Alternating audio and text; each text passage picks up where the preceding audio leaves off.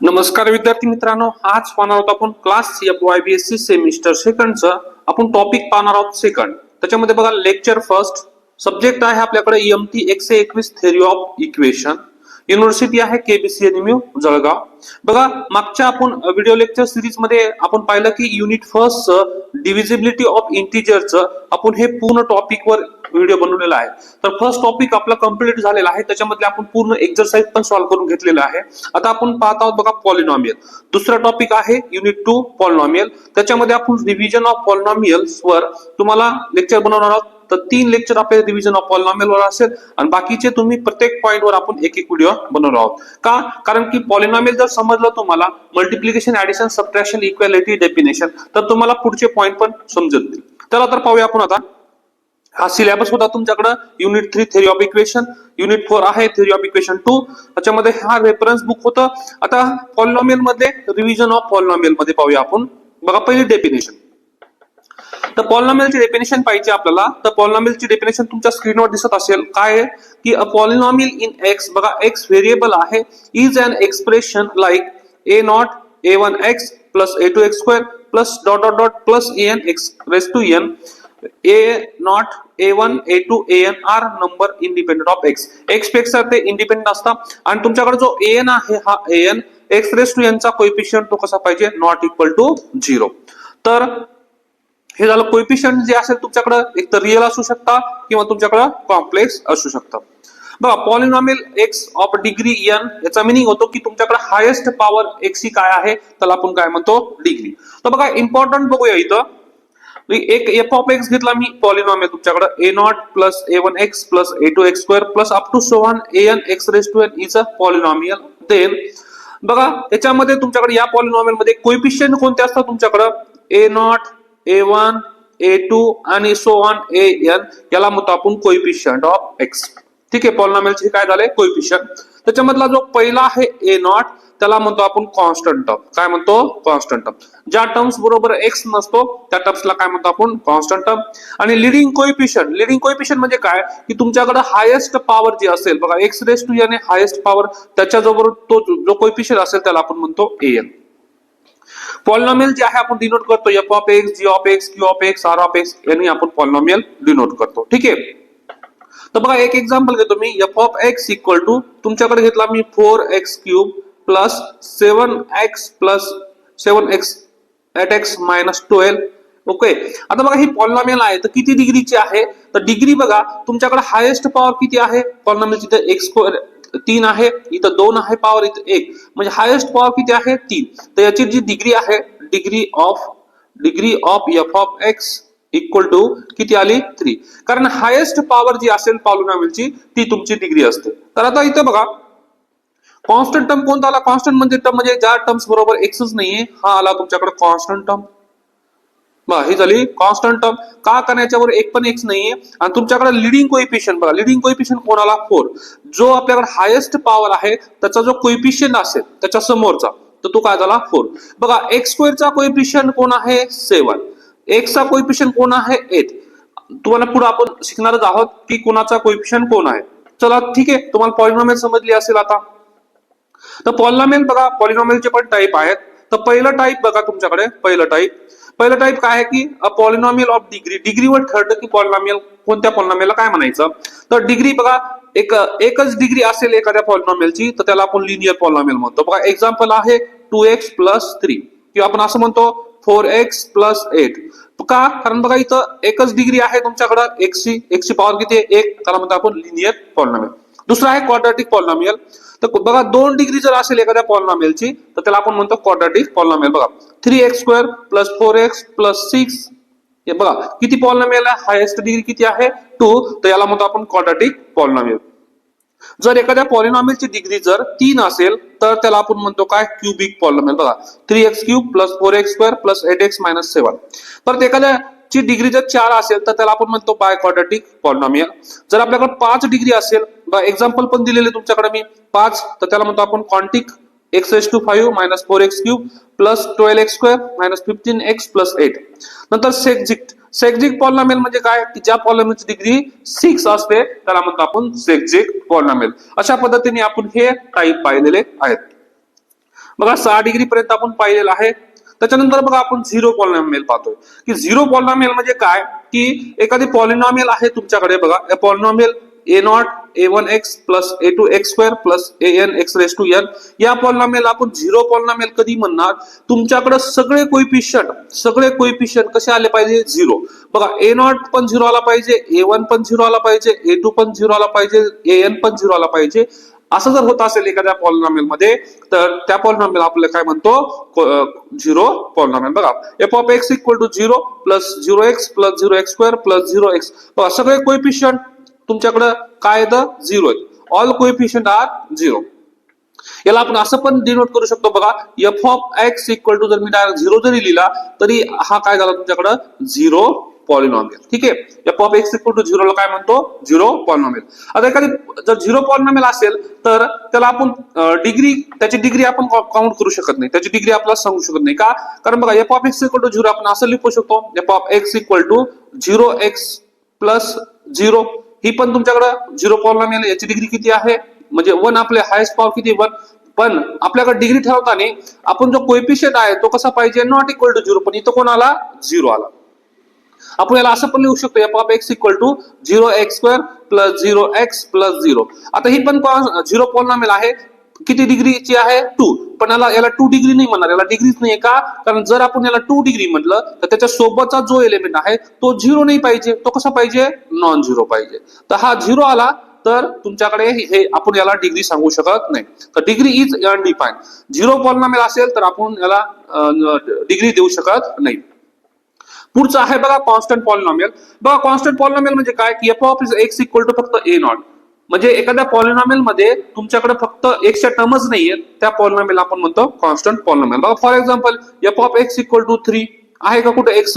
F of x equal to 8, F of x equal to -9, F of x equal to Ram suppose Ram.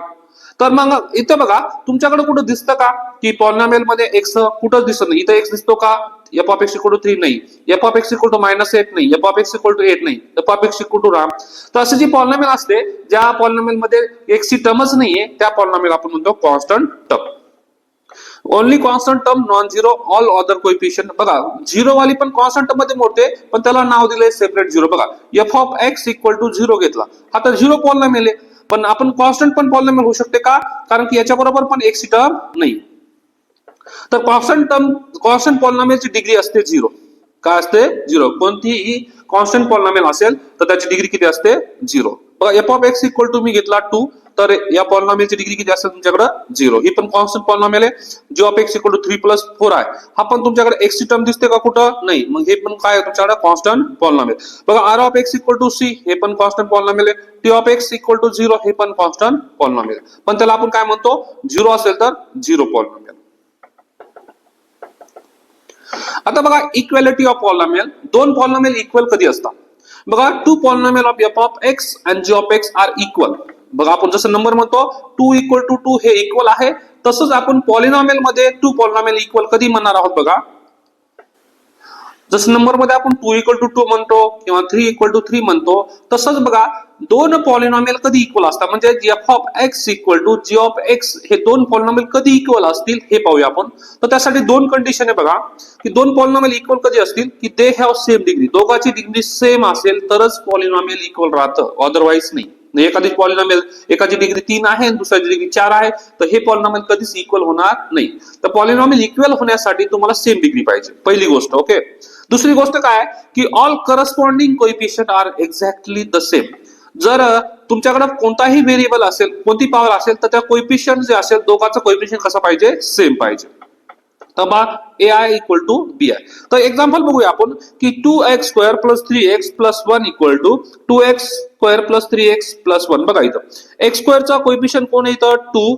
इथं पण x² चा coefficient कोण आहे 2 तर 2 इक्वल टू 2. परत x चा कोएफिशियंट कोण आहे 3 आणि इथं पण x चा कोएफिशियंट कोण आहे तर 3 इक्वल टू 3. बघा हे दोन काय आहे तुमच्याकडे x² चा कोएफिशियंट आहे हे काय तुमच्याकडे x चा कोएफिशियंट आणि कॉन्स्टंट बघा कॉन्स्टंट 1 आहे आणि इथं पण कॉन्स्टंट कोण आहे 1. तर दोन्ही इक्वल आले म्हणजे बघा x² चा कोएफिशियंट सेम आहे x चा कोएफिशियंट सेम आहे तर याला म्हणतो आपण हे दोन पॉलिनॉमियल जे आहेत ते कसे आहेत इक्वल आहेत. आता पुढचं बघा इथं तुमच्याकडे पुढचं एक्झाम्पल आहे याच्यामध्येच इथं बघा एक्स स्क्वेअरचा कोएफिशियंट 2 आहे, ठीक आहे. बघा एक्स स्क्वेअरचा कोएफिशियंट 2 आहे, इथं एक्स स्क्वेअरचा कोएफिशियंट किती आहे 1. दोन्ही इक्वल आहे का नाही. मग हे दोन पॉलिनॉमियल जे आहे ते इक्वल नाही का, कारण एक्स स्क्वेअरचा कोएफिशियंट 2 आहे आणि इथे एक्स स्क्वेअरचा कोएफिशियंट 1 आहे, तर दोघांचा सेम पाहिजे होता. तर हा काय झाला तुमच्याकडे डिग्री, म्हणजे हे तुमच्याकडे इक्वल नाही.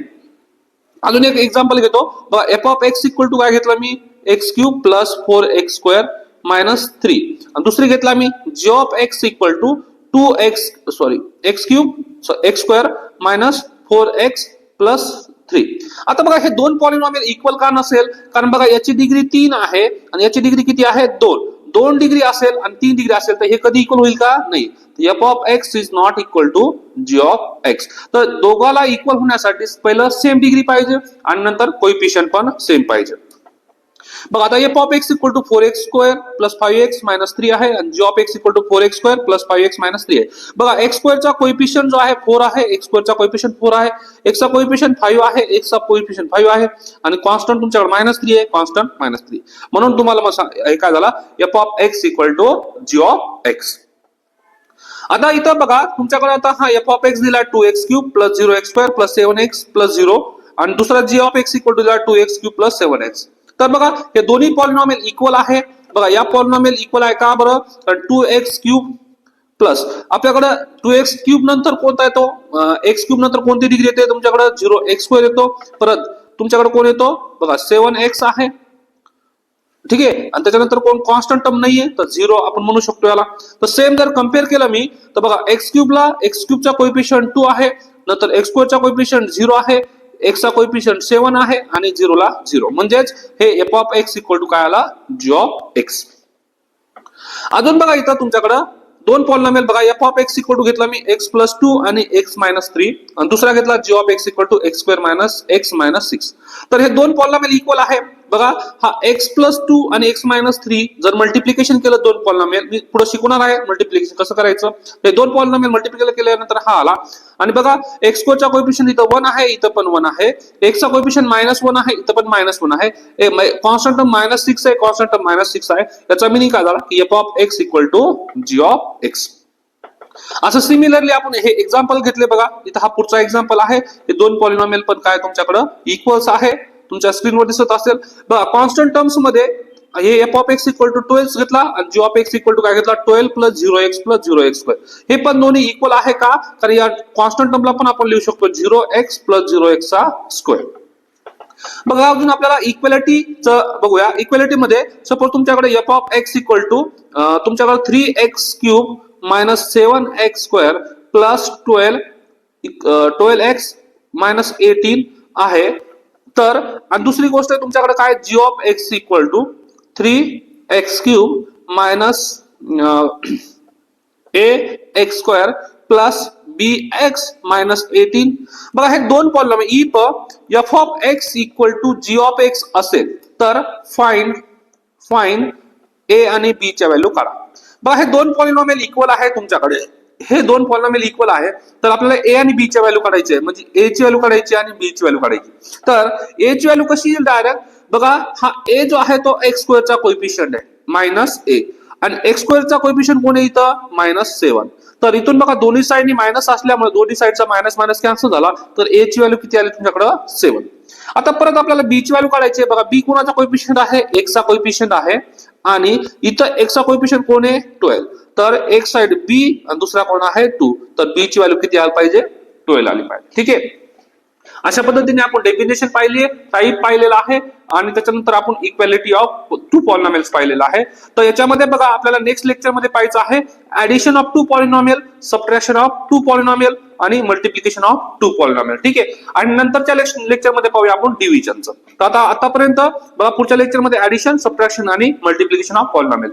विद्यार्थी मित्रांनो आपण या पॉलिनॉमियल या सेकंड टॉपिकचं आपण व्हिडिओ लेक्चर सिरीज चालू करत आहोत. तर तुम्ही तुमच्या मित्रापर्यंत व्हिडिओ पोहोचवा आणि या व्हिडिओला लाईक, शेअर, सबस्क्राईब करायला विसरू नका. बघा व्हिडिओ लाईक करायला, कमेंट करायला फक्त 1-2 सेकंद लागतो, पण त्यासाठी तुम्हाला म्हणजे मला समजेल की तुम्हाला काय समजतं काय नाही, त्यानुसार मला त्या व्हिडिओमध्ये चेंज करायचं. धन्यवाद.